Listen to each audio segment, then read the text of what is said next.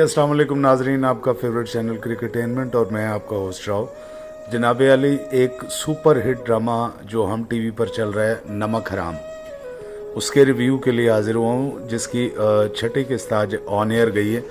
इसमें एक 8 साला बच्चा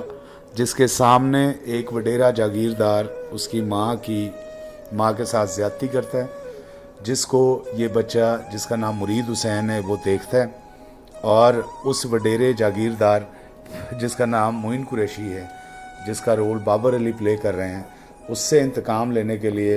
जहाँ पर उसकी माँ और बाप मुलाजिम थे उसी घर में वो नौकरी करता है और अपने साथ अपने इस इंतकाम को पालता है। और इस वक्त ड्रामा अपनी पीक पर है